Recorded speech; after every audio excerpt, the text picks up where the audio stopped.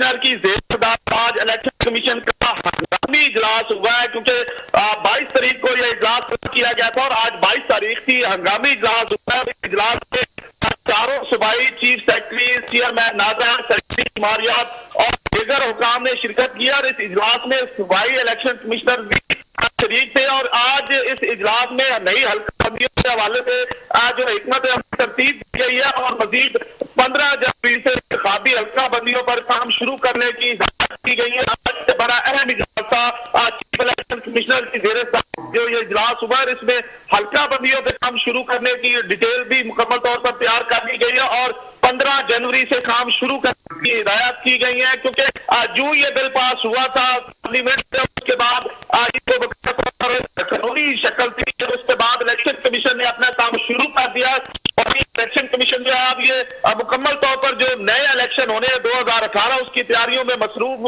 होना शुरू हो गए और तमाम लोग अपने अपने इलाकों में काम शुरू करेंगे। 15 तारीख से ये काम शुरू हो जाएगा, 15 जनवरी से, और तकरीबन जो मई के आखिर तक जो है इसकी तमाम डिटेल और लिस्टें भी आवेदन कर दी जाएंगी। तो ये बड़ा अहम हंगामी इजलास था जो आज चीफ इलेक्शन की ज़ेर-ए-सदारत जो है जहाँ पे हुआ है और इसमें तमाम लोगों ने शिरकत की है। जी अच्छा ज़मीर हुसैन, ये भी बताइएगा कि हल्का बंदियों का काम जो है वो 15 जनवरी को शुरू कर दिया जाएगा, लेकिन टाइम फ्रेम क्या दिया गया है कि किस टाइम फ्रेम के दौरान ये मुकम्मल तौर पर इसके ऊपर काम करके जो है वो हल्का बंदियों को हतमी मराहल में शामिल किया जाएगा?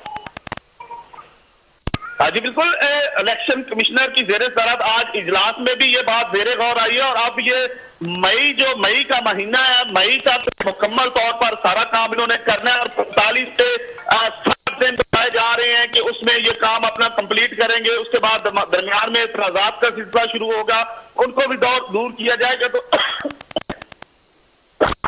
इस तरह के मामला ज़ेरे गौर आ रहे हैं। बड़ा अहम मुकम्मल तौर पर अभी शुरू करने का प्रोग्राम बना लिया गया। अब आप 90 दिन का जो है वो डिटेल भी दी जा रही है, मुख्तलिफ पॉइंट दिए जा रहे हैं, उसमें काम होगा। जी बहुत शुक्रिया ज़मीर हुसैन, ज़मीर हमें